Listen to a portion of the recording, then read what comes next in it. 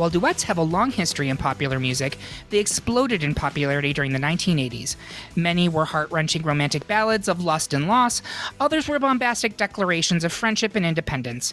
But if you were a top-tier musical artist of the decade, chances are you had at least one smash hit you shared with another music icon.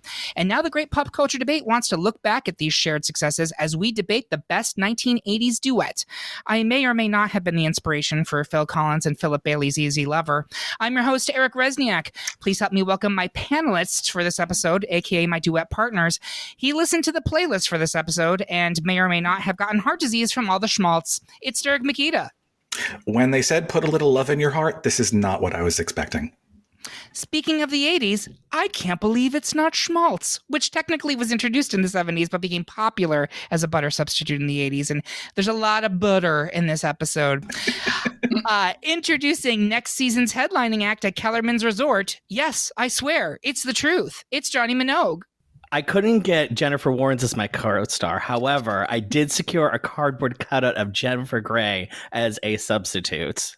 That's awesome, but remember, nobody puts a two-dimensional baby in the corner. And finally, like a warrior that fights and wins the battle, she knows the taste of victory. It's Kate Racculia. I did go through some nights consumed by the shadows, and I was crippled emotionally. So was I, but you know what? I knew you were waiting for me, Kate. Same boo. Same boo. And harmonizing with us from inside the producer booth is Bob Erlenbach. Now, in the interest of time, we're going to skip the preamble, which you can now find in a bonus primer on our feed. But do head to greatpopculturedebate.com and find the listener bracket for this episode so you can play with us at home. While you're there, you can also find a playlist featuring all 16 of the songs on the bracket, as well as some additional 80s duet picks from our panelists. Also, a quick note, while editing this episode, we discovered that our idiot host, that would be me, Eric, repeatedly referred to the female singer in Almost Paradise as Nancy Wilson. In fact, it was her sister and fellow member of Heart, Ann Wilson. So please keep that in mind anytime we discuss the song this episode. We stand both Ann and Nancy Wilson, but in this case, Ann is the singer of Almost Paradise. With that out of the way, let's fire up the synthesizers and move on to these debates. First, it's a unanimous victory for ultimate number one seed Islands in the Stream by Kenny Rogers and Dolly Parton, which meant it was a self-fulfilling prophecy for 4 seed On My Own by Patti LaBelle and Michael McDonald. Next, the panel is evenly split between 3 seed Put a Little Love in Your Heart by Al Green and Annie Lennox and 2 seed Endless Love by Lionel Richie and Diana Ross. Derek, explain why no one can deny Endless Love. Kate, think of your fellow man, specifically Al Green and Annie Lennox, and give them a helping hand by pushing Little Love into the next round. Derek, you can go first. So, fun fact, this song was released into the world only 5 days after I was on June 26th, 1981. It's early 80s romantic perfection. It was recorded for the film of the same name. Diana Ross and Lionel Richie, in fact, his first single after leaving the Commodores, so very important for his burgeoning solo career. It's guaranteed to be the wedding song of thousands of couples. It was the number 2 selling single for that entire year, second only to Betty Davis' Eyes. So this was a huge one. On the schmaltz meter, it's at least 11 out of 10. And if you're playing along at home, you might want to, every time we say schmaltz, you might want to take a drink because you will be blasted by the end of this. You'll be dead. Oh yeah, dead, completely dead. This song was covered so many times. It continues to be a best-selling single for both Diana Ross and Lionel Richie individually. It is, in fact, their best-selling single individually for each of them. Yeah, wow. It blew my mind. Mind. It was nominated for an Oscar for Best Original Song.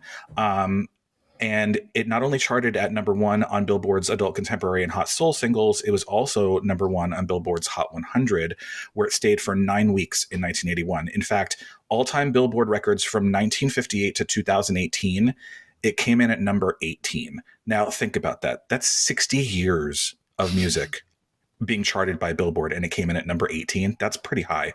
In fact, last fact, Billboard named this song the greatest song duet of all time. Damn, that is some facts for you, breaking some science. I love it. Thank you, Derek. I mean, talk about literally endless. Excellent facts. Kate, what have you got for Put a Little Love in Your Heart?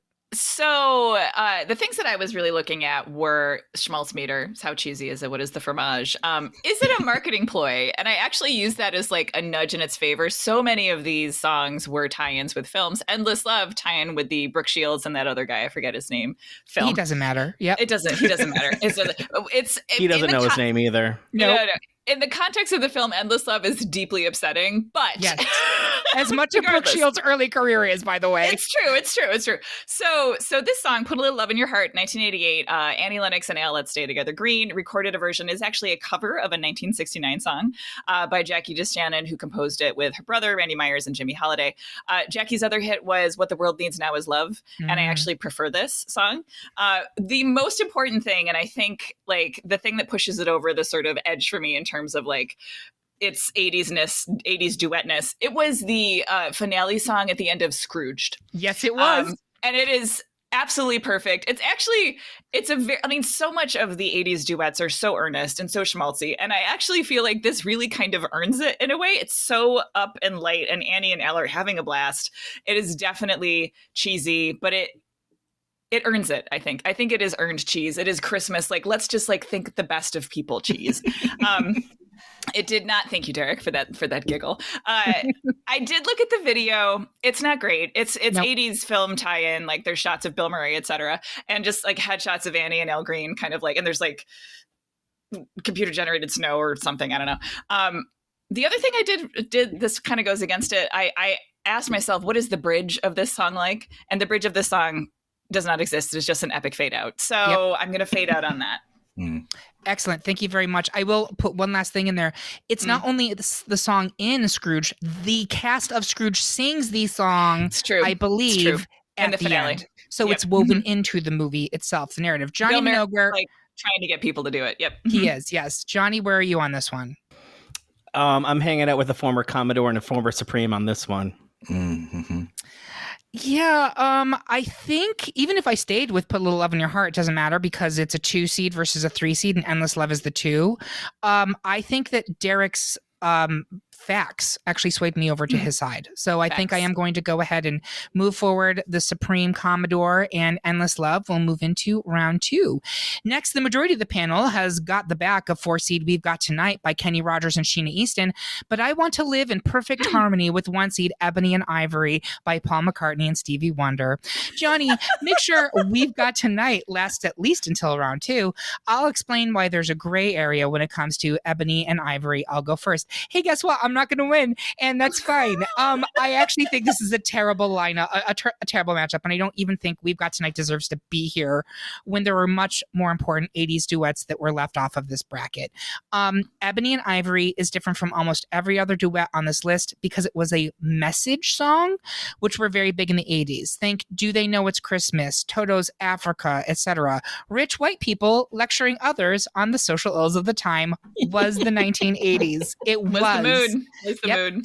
In Ebony and Ivory, we have 2 musical titans starting their descent from pop culture relevancy, bonding together in the tweest possible song about how, hey, white people and black people, we're just the same. It's hokey and it's cringe, just like most of McCartney's post-Beatles output. But my God, it is quintessentially 80s in a way most songs on this list are not.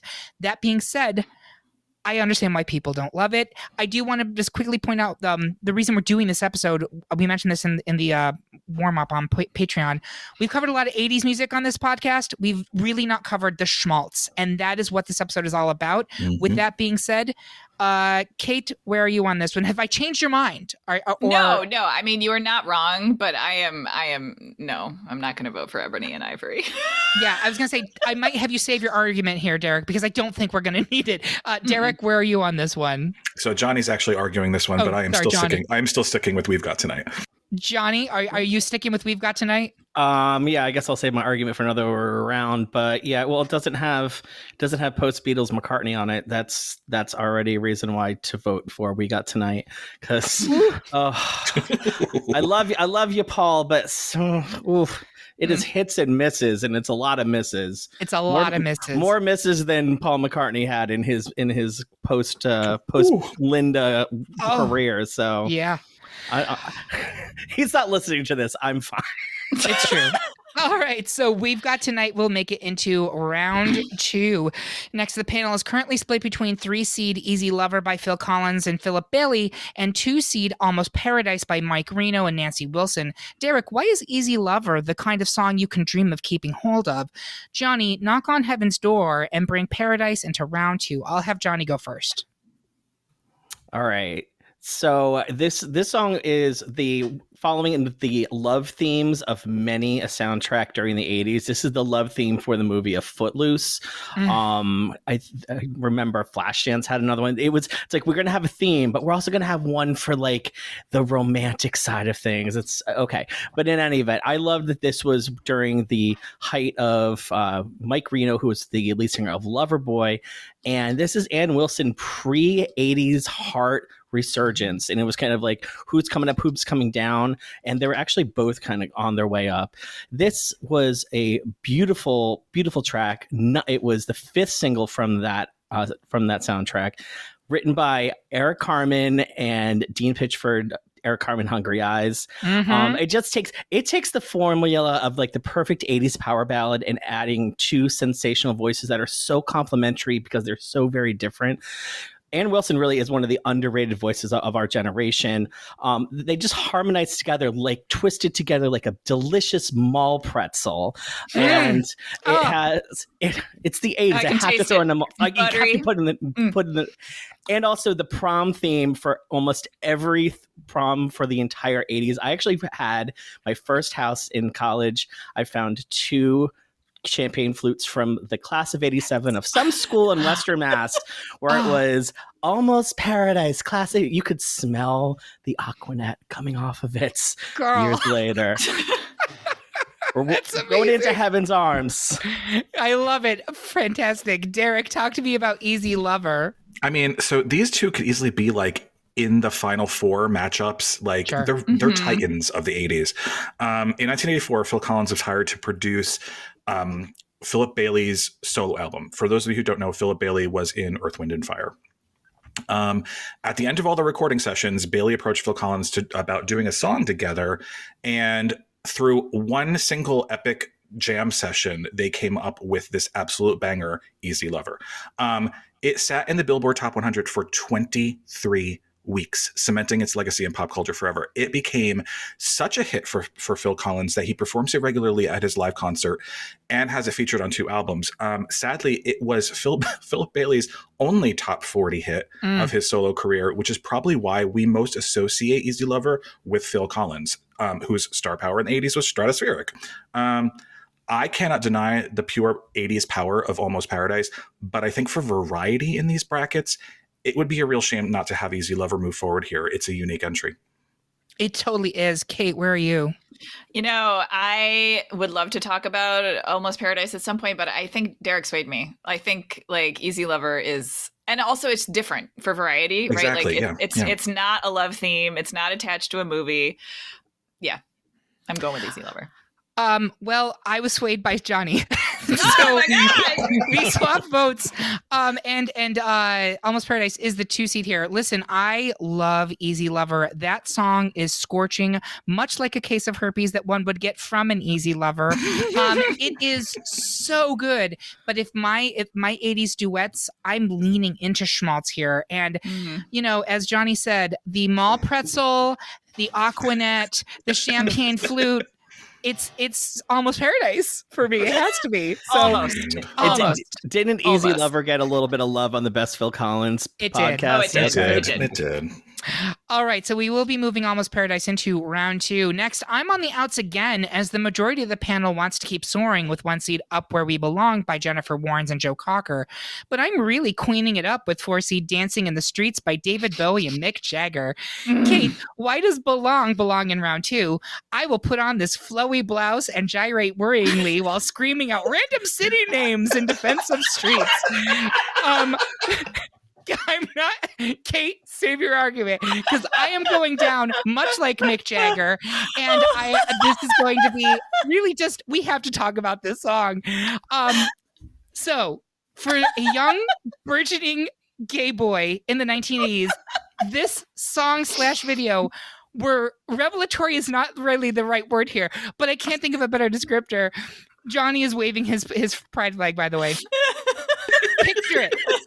It's 1985. Reagan's in the White House. 1985. Exactly.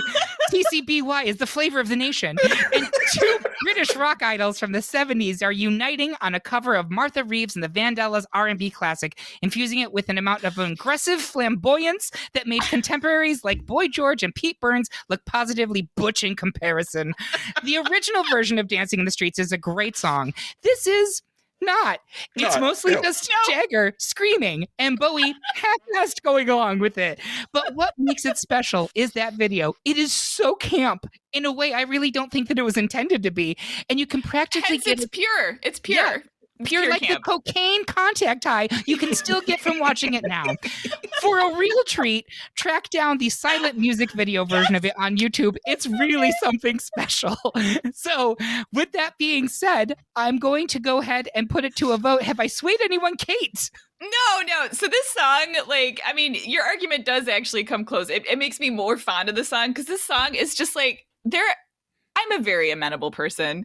I like a lot of various forms of media. I can usually see something to enjoy, but this song, I just like, it is the worst thing that has ever been created by humans. It's just, sorry, like, no, the atomic bomb is worse, but like. What about Paul McCartney's Wonderful Christmas Time? Is it worse than that? No, that is the number one worst thing. That is, there you go. That is the worst thing. Yep. On the face of the, no, yeah. No, I just, sorry, we should call this episode the Paul McCartney bashing episode. It is the Paul McCartney punching bag episode. It's so true. And I love how, like, while discussing this song, we are still punching Paul McCartney. Yep, punching down. So, Kate, I'm going to take that as a vote from you against Dancing that is a vote against Dancing in the Streets. Derek, where are you on this one? Eric, your argument was actually better than the song. So it was. I can't, sorry. Woo! Santa Monica! I don't know whatever fucking city he yells. Johnny, Pacoima! Johnny, where are you? West Covina! It was just an excuse for David Bowie and Mick Jagger to fuck and then do something afterwards. That's really all it was. All of the tension, there's no, it's like, it's this. Oh, there's no tension. There's no tension. They're just like, want to get out of there. Yep. It's like, it smells like Bradford pears blooming in the sun. So we know how we're going. Moving right along. Moving right along. So Up Where We Belong will advance into round two. We'll save my argument. Again, the lone holdout, as most of the panel wants to advance 3 seeds. Sisters are doing it for themselves by Aretha Franklin and Annie Lennox, but I am pleading for 2-seed Guilty by Barbra Streisand and Barry Gibb. Derek, equal pay, hear what we say. Make it happen for sisters. I will confess my unabashed love for Guilty. And actually, Derek, why don't you go ahead? Because I want you people to actually get your arguments in, because I was on the outs on most of round one. No, you're fine. I mean, part of my argument here is that it boils down to one thing, really, and Guilty just feels too 70s to me. When you put Barry Gibb and Barbara together, I just, especially in this particular style, it's just too 70s. Whereas the star power behind Sisters Are Doing It For Themselves is undeniably 80s. If I have to knock this song for anything, it's almost a technicality, because is it truly a duet when it's actually credited to Aretha and Eurythmics and not Aretha and Annie Lennox? I don't know. I guess we have to ponder that. It's a great question. And I will say from my perspective, Eurythmics, did Dave Storr ever sing in Eurythmics? No. Or was it strictly Annie? No, it was just Annie. Always Annie. No. It was always Annie. I mean, so it is a duet, but it doesn't exist within Annie Lennox's own solo career catalog. So I guess whatever, it doesn't matter. That said, it still gets my vote because I will always tip my hat to the bops, and it is unquestionably a bop. In writing the song, Lennox was inspired by the suffragette movement, and in the years since its release, it's absolutely become a go-to song for the women's empowerment. She wanted another female voice on the track, and originally it actually had been intended for Tina Turner, who turned out to be unavailable. But then a single call from Clive Davis secured the Queen of Soul herself, Aretha Franklin, for this track. I would argue that this song not only is pivotal to Annie Lennox's ascendant career, but also helped deliver Aretha to a whole new generation of fans. It's funky, it's charismatic, and it more than earns its place in this matchup. Oh, no doubt about that. I love this song. I do want to speak on Guilty. Guilty is one of, if our not oldest song on this list, having been released in 1980. And as Derek alluded to, it is very much a holdover sonically from the late 70s with that laid back, loungy feel compared to the bolder mid 80s sound of most of the songs on the list. That may sound like a criticism, but it's not. I genuinely love Guilty, and I think it's a great duet. Barbara and Barry had history as she had dated his late brother Andy in the 70s. Their voices work together beautifully here. Barry in that iconic Bee Gees falsetto, Barbara zipping all over her range, dipping in and out of coloratura. Anyone who knows me knows I love a bridge that surges, and this one does. It's a super catchy, effortless, yet incredibly skilled duet. I think it's marvelous, but I understand that it's up against something that is more quintessentially 80s. So, Jonny, where are you on this one? I had to discuss this with my mother and my drag mother today. I didn't remember this song at all. Guilty. Really? Didn't remember. Not at all. It was actually, when I talked to my mother, she goes, oh, there was another song by them, which I really liked. And I was like, I didn't kind of remember that one. Anyway, Andy Gibb was always my favorite one because when I was 2 years old, I met him when I was living in New Orleans. So there's a picture of me being held by Andy Gibb. Fabulous. Big hairy chest, and then there's me. He was hot. He was hot, and I think that kind of seared that in my mind, and now look at me. But in any event, we're going sisters. They are doing it for themselves, plus Jonny. Kate, are you also with the sisters? I am also with the sisters. I am. Okay. Yeah, I'm okay with this, and if loving Guilty is Guilty, then lock me up. And sisters are doing it for themselves. We'll move on to round two. It's another unanimous decision as one seed. I've Had the Time of My Life by Jennifer Warnes and Bill Medley. Did Not Believe in Life After Love for 4 seed After All by Cher and Peter Cetera, which is crazy that Cher and Peter Cetera are going out in round one to a unanimous decision. And that we have it's a juggernaut, though. It's a juggernaut. I agree. This is the correct decision, but it's crazy to me that Peter Cetera is not on this for the rest of the bracket. Finally, in round one, the panel is evenly split between 2 seed I Knew You Were Waiting for Me by Aretha Franklin and George Michael, and 3 seed Somewhere Out There by Linda Ronstadt and James Ingram. Kate, when the mountain was high, when the valley was low, why did you still stand by waiting? Jonny, explain what... go ahead. I was just going to say, because I knew you were waiting for me. Thank you. And Jonny, explain why Fievel should go west and why Somewhere Out There should move into round two. I'm going to have Kate go first. Checks notes. Aretha Franklin, George Michael. What else is there? She rests her case. I rest my case. Gavel. So this is a one-off. It's not part of a soundtrack. Like, people had been approaching George Michael to work with Aretha, and he was frankly terrified. And then this opportunity just came up. It reached #1 on the Billboard and the UK singles chart. It is, in fact, Aretha Franklin's first and only #1 hit in the UK. It won a Grammy, 1987 Grammy Award for Best R&B Performance by a Duo. The vocal performance is really fun. They both are having a great time. They are both really enjoying working together. It came out in January 1987, and George Michael's Faith came out in October of the same year. Talk about like capturing a zeitgeist. This is sort of the like amuse-bouche for the meal of George Michael that 1987 would be served. If there's one thing George Michael loved, it was amusing bouches. Go on. Yes, it was. Only in Beverly Hills. The video it's a little more than just the talking heads. It's like the two of them and singing to like projected images of both of them in younger years and other iconic duo singing. So like it has a little more thought behind it. They both look beautiful, incredible. Is it better to not be affiliated with the soundtrack? It's just a pure 80s duet by like you said, introducing Aretha to another generation. This kind of popped her up again. And George Michael, like right at the cusp of his super mega fame. The bridge is fine. It's not the main ingredient, but it's a fine bridge.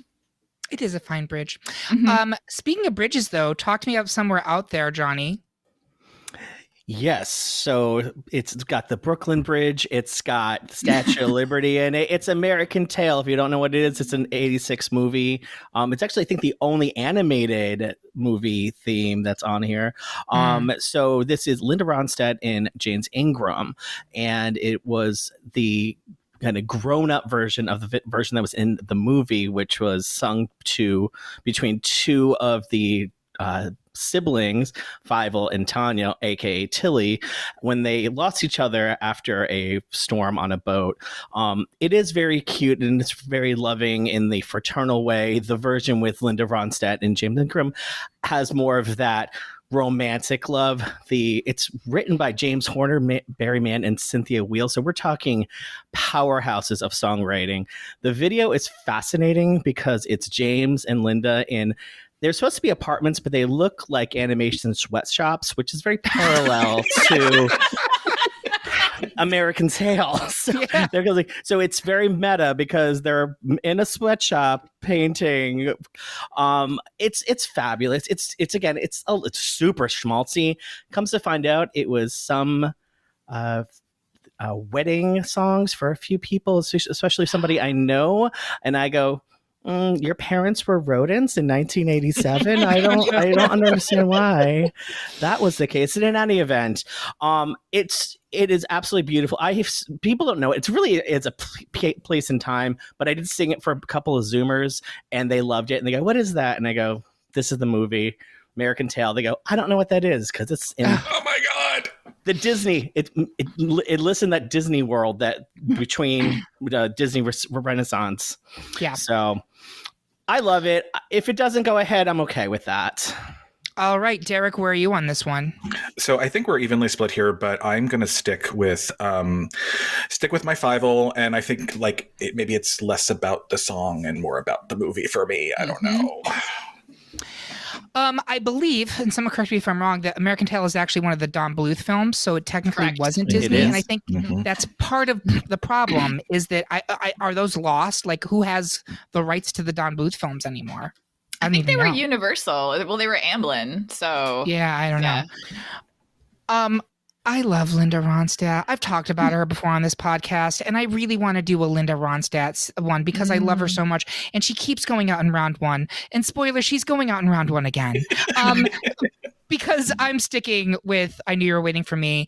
It's the 2 seed versus the 3 seed. But I love this song. I sang it in chorus in grade school. It's very moving.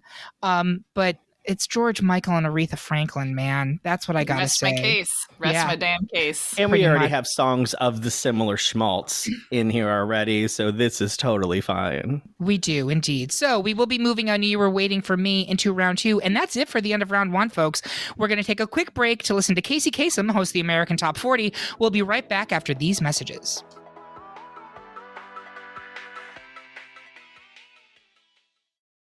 $5 can't buy you much these days. In the 90s, a Big Mac Extra Value Meal rang in at $4.59. Today, the same meal will cost you $7.89 and leave you filled with regret.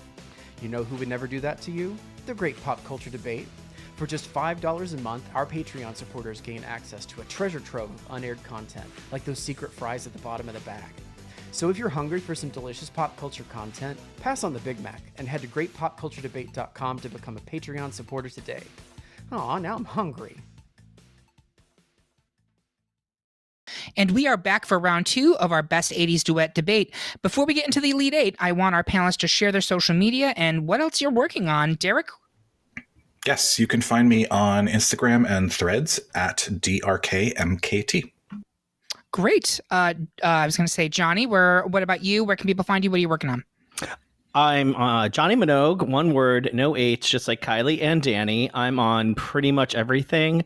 I work at Club Cafe Tuesday nights to host the trivia. So if you live in the Boston area, come and visit. We have fun themes. We have a good time, and I will shade you for filth for stupid answers. So let's have fun. Ooh, love that. It takes me back. Kate, what about you? Where can people find you? What are you working on? Occasionally you can find me on Instagram posting pictures of my cats at Gomez Rack. And I am working on another book at present, but you can purchase any of my current books or previous books from a fine independent local bookseller of your choice. Or other places too, but I would recommend those. Love it. Thank you very much. And you can find me at Eric Rezsnyak on Twitter and Instagram, or just message at Great Pop Culture Debate on Insta and TikTok, or at GPCD on Mastodon. Now let's take it to the bridge and move into round 2. The majority of the panel is still swept up in the current of 1 seed Kenny Rogers and Dolly Parton's Islands in the Stream. But Jonny has undying support for Diana Ross and Lionel Richie's Endless Love, a 2 seed. Jonny, use your eyes and your argument to tell us how much you care for Endless. Derek, why should we sail away with Islands to a better place? Jonny, you can go first. It's all the bums. Bum, bum, bum, bum, bum, bum, bum. There's 14 bums. So it sounds like a good night in Montreal. So let's talk about Endless Love. Now, I think one of the best things about Endless Love is that it's used in other media besides. And I think it's probably better being used in other media because Endless Love is kind of creepy. The movie, really creepy. It is not okay. I'm so glad I do not remember this movie at all. However, I think it is the best non-Bob Barker part of Happy Gilmore as Happy seduces Julie Bowen's character. And the Zamboni driver is lip syncing to it. Shantae, you do stay. I think it's more about, it takes me away from the movie. I really don't even think about the movie. I just think about two legends doing what they do best. And I would have believed that Lionel and Diana had endless love for each other, even though they did not. So I'm going to go with that. However, I understand it's Dolly and Kenny. I get it. He's going to be roasting things and he might be roasting this song. So anyway, I'm doing my best. You're doing great. Don't eat that chicken. It'll mess you up. Derek, talk to us about Islands in the Stream. Yeah. So previously I argued for Endless Love. Its power as a duet is unimpeachable. That said, I have to stump for Islands in the Stream here. I can't adequately tell you what a phenomenon this pairing was in the 1980s. Dolly Parton and Kenny Rogers. It's our number one seed for a reason. The trivia around this song is so great and so interesting. Neither Kenny nor Dolly wrote it. The Bee Gees did. Dolly and Kenny weren't the intended recording artists for the song originally. It was supposed to be an R&B track for Marvin Gaye or Diana Ross. The name of the song comes from an Ernest Hemingway novel. I think part of the broader appeal of the song is that it's genre straddling. So is it country? Is it soft rock? It's kind of a little bit of both. It reached number one on the Billboard Top 100 as well as the country and adult contemporary charts. It's double certified platinum. It's just perfection. And it continues to be a karaoke duet standard around the world. For sure. Kate, where are you on this one? I have to give it to Islands in the Stream. It is a juggernaut, as we are fond of saying on this podcast.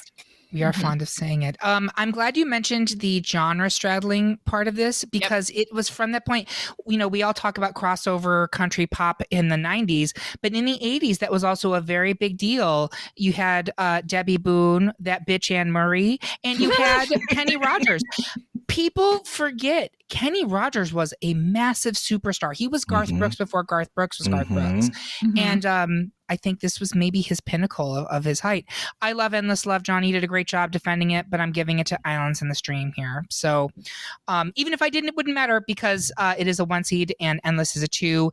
Islands in the Stream will continue. Next, I believe it is another unanimous decision for 2 seed Almost Paradise by Mike Reno and Nancy Wilson, which meant that 4 seed We've Got Tonight by, wait for it, Kenny Rogers and Sheena Easton definitely does not have tomorrow in our bracket. The panel is currently split between 3 seeds. Sisters Are Doing It for Themselves by Annie Lennox and Aretha Franklin, and 1 seed Up Where We Belong by Joe Cocker and Jennifer Warnes. Kate, the road is long. There are mountains in your way, but push up where we belong into the final 4. Jonny, tell us why sisters are coming out of the kitchen and they've got something to say to you in the semifinals, actually. But Kate, you please go first. So Up Where We Belong, it's another film tie-in song. And it's interesting when you said, Jonny, that like Endless Love is sort of like its power is decoupled from the movie for you. I feel like Up Where We Belong would not have been a hit without the massive success of An Officer and a Gentleman, which is, of course, the Deborah Winger, Richard Gere, early 80s romantic weeper, as it were. Song reached number 1 on the Billboard Hot 100 in the U.S.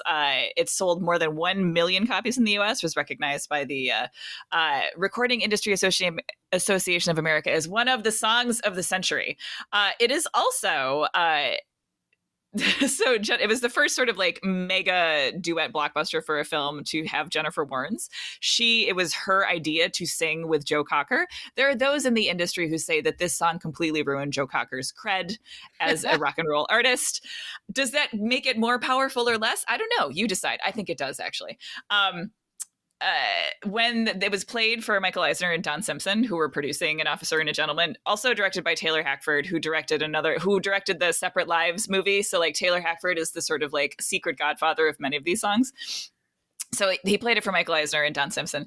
They hated the record, said it would never be a hit. Simpson even bet $100 that it wouldn't be. And of course, then it was a massive, massive commercial hit. So yeah, it's a great song. And it has like lyrically, it has the up where we belong, which I think is just a very cheesy fromage moment of excellence and brilliance. You're at the Olive Garden and they've got the grater, like tell me when, and you're like, keep going. Yes. I love that Joe Cocker's like, oh no, will this ruin my cred? I don't know, Joe. Will it pay your mortgage for the rest of your life? I think so.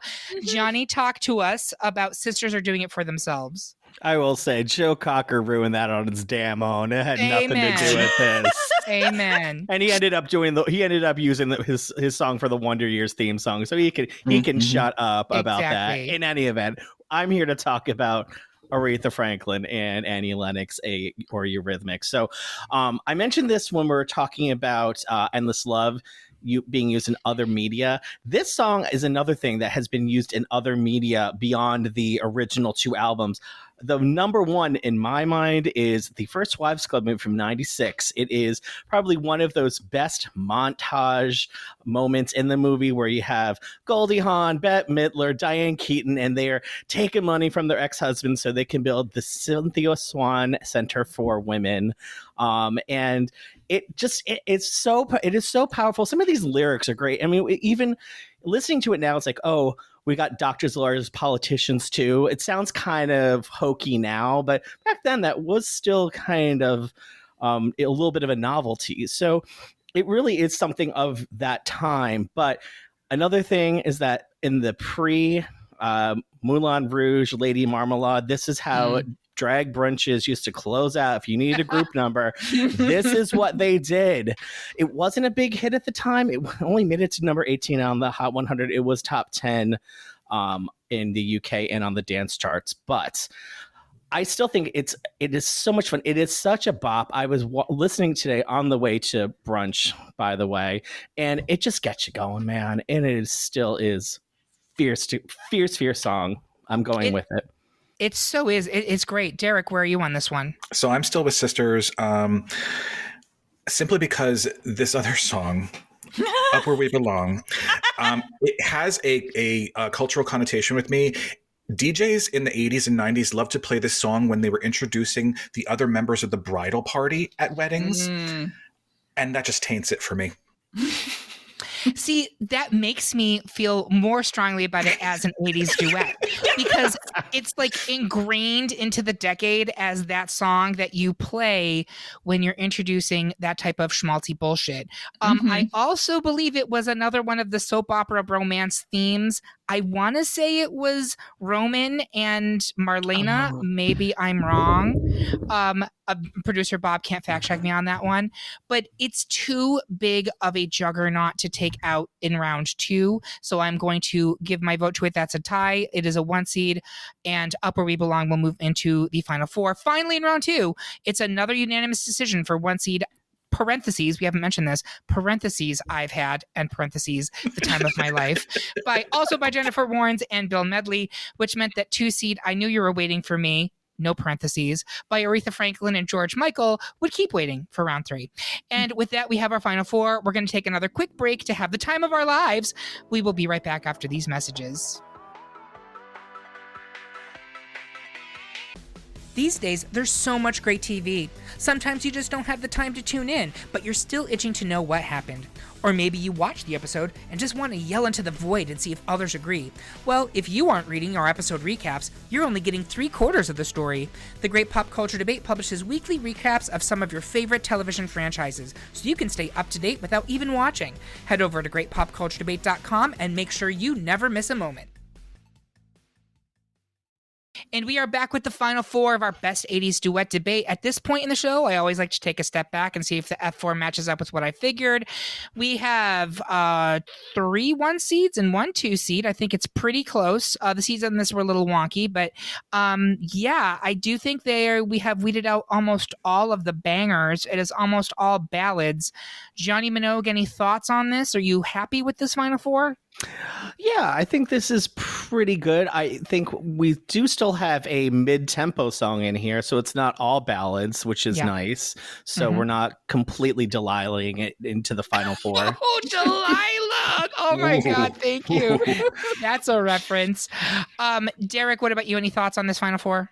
No, I think it's right. I would have preferred a little bit more variety, but it's 80s duets. It's the Schmaltz Fest. Let's do it. It sure is. So let's jump right in. It is Islands in the Stream by Kenny Rogers and Dolly. Kenny Rogers and Dolly Rogers is what I wrote down. By Kenny Rogers and Dolly. Scandalous. Ginger Rogers? Exactly. Dolly Parton versus Almost Paradise by Nancy Wilson and Mike Reno. We're going to start at the top of the order. Derek, where are you coming down on this one? I'm sticking with Islands in the Stream. Jonny Minogue. I'm going with Almost Paradise. Kate Racculia. I'm also going with Almost Paradise. Oh, this is scandalous. Mm-hmm. I want to hear from Almost Paradise. Why do you think it should advance? Kate, why should it beat Islands in the Stream? Because there is something about Islands in the Stream that doesn't feel as 80s bound to me as Almost Paradise. It's attached to Footloose. It has its Loverboy, Mike Reno of Loverboy, it's Ann Wilson of Heart, like we said before, one kind of ascending, one kind of coming back. I feel like we should post on our socials the cover of the single for Almost Paradise. I feel like that just wins everything by a mile. Yes, we should put that on our socials because it's amazing. But yeah, I think it is the more 80s of them. It is the more kind of like hair ballady of them. And this is just like a weird thing that I noticed that I feel like is the special sauce of this time in music.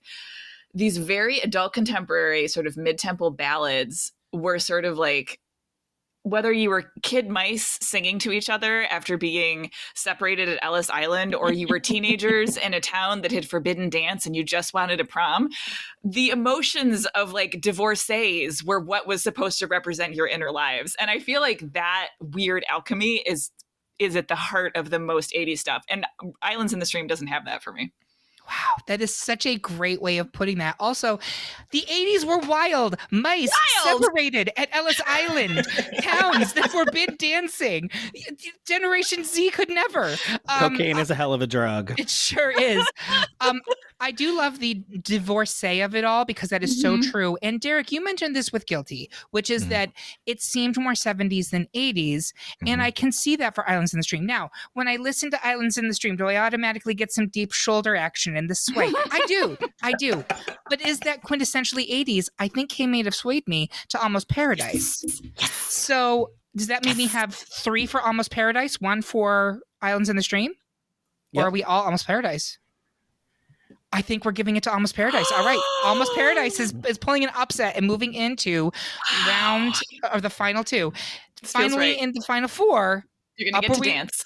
We're going to get to dance. It's a Jennifer Warnes off between Up Where We Belong with Jennifer and Bill Medley and parentheses. Nope. Jennifer and Cocker. Thank you. And Cocker. I don't even know her. I do know her. I've had parentheses The Time of My Life by Jennifer Warnes and Bill Medley. It's a rich tapestry. It's a medley. And I'm going to start at the end of the Kate, where are you on this one? Time of My Life. Yep. We haven't really talked about it. We haven't really talked about it. Yeah. Jonny, where are you? So I think Up Where We Belong is the number 3 best Jennifer Warnes duet in the 80s. Number 2 is not even on here, which is the Growing Pains theme song, As Long As We Got Each Other. And then I had The Time of Your Life. Yeah. So I just another shout out. That should have been it. We could have had a whole other episode just for 80s theme songs, but I'm going with I've Had the Time of My Life because, nobody puts Jonny in a corner. Yeah. And I owe it all to you. Derek, where are you on this one? Yeah, it's really hard to argue with the dirty dancing of it all. I'm sticking with Baby and Johnny on this one. Yeah, I think it has to be a clean sweep. If there's a reason we hadn't discussed it up until now, it's Ursuline. Yeah. All right, it's a final 2 of Almost Paradise by Nancy Wilson and Mike Reno, a 2-seed, and I've Had the Time of My Life by Jennifer Warnes and Bill Medley. Take a breath, ladies and gentlemen, and bask in the melodrama of it all. Almost Paradise, I've Had the Time of My Life, Summer Gold, Summer Breeze, right? I just love it. Derek, where are you on this one? It makes me want a white wine spritzer real bad. A Bartles and James. I am sticking with I've Had the Time of My Life. Yes. Jonny Minogue. I love this is about 2 songs about movies about somebody who couldn't dance, whether it was one girl or a whole town. Let them dance. Just let the kids dance, damn it. But I'm gonna do the pachanga all the way to the end. I've Had the Time of My Life. You'll go to Acapulco. It'll be fine. Kate, where are you on this one? It has to be Time of My Life. I mean, we've talked about this before on the 80s soundtrack episode. Like, this song was just absolutely inescapable. It's just like massive global worldwide phenomenon seller. I mean, I knew when you were like, oh, 80s duets, I was like, oh, it's Time of Your Life. Sorry, Almost Paradise, spoiler. but it also has that sort of like the weird, like I said, the kind of like very like big earnest adult contemporary feelings applied broadly across genres for pop culture things. And this is very similar. It's that sort of big, it's more up-tempo, it's faster, right? It's more joyful than Almost Paradise, which is kind of a heartbreaky ballad. But it's that in, what's the word I'm looking for? Where it's like, it's clearly 80s music set in the 60s. Like there's a tension between there, right? Yep. Yeah. And that kind of weird displacement is where the power comes from, I think. And anachronistic. Thank you. Yes. Anachronistic. Mm-hmm. It's an all-time, like, do you want to describe what the 80s were like? Kids couldn't dance, and so they wrote really powerful, like, big, like, earnest songs about it. And then they held each other up in the middle of the ballroom at Kellerman's and Jerry Orbach. And this was a song that, like, was across generations, because I remember there was adults love this song. I remember being in 3rd grade and the really cool girls in 4th grade who sat at the back of the bus, Dawn, Natalia, and Sarah. You knew they were cool. Because they were in the back and they were singing I Had the Time of My Life, and I Think We're Alone Now. That was peak 1987, so you knew that they were the cool girls. Oh yeah. But it was, everybody loved this song. It was such across genres and across ages. It really did its job. I guarantee you every single recital at every tap school in the country did this as their closing number for the entirety of 1987. I guarantee you the Sue Cropper School of Dance did. 100%. 100%. So that being said, there you have it, folks. Our pick for the best 80s duet is I've Had the Time of My Life. Do you agree? Do you think we should be separated like islands in the stream? Tell us how you really feel by leaving a comment on this episode at greatpopculturedebate.com or find us on Instagram, TikTok, Facebook, or Mastodon. While you're there, make sure you subscribe and follow the podcast so you can hear about what new debates are coming soon, vote in open polls, and even decide which topics we tackle next. If you really enjoyed this episode, please take a minute to like and rate the show on Apple, Spotify, or whatever platform you listen on. I want to say thank you to my panel. I really do owe it all to you. And thank you for listening. If you love what you heard, please consider supporting us on Patreon, where you can get even more exclusive content, and you get episodes the whole day early. We hope you have a good one, and remember, everyone is entitled to their wrong opinion.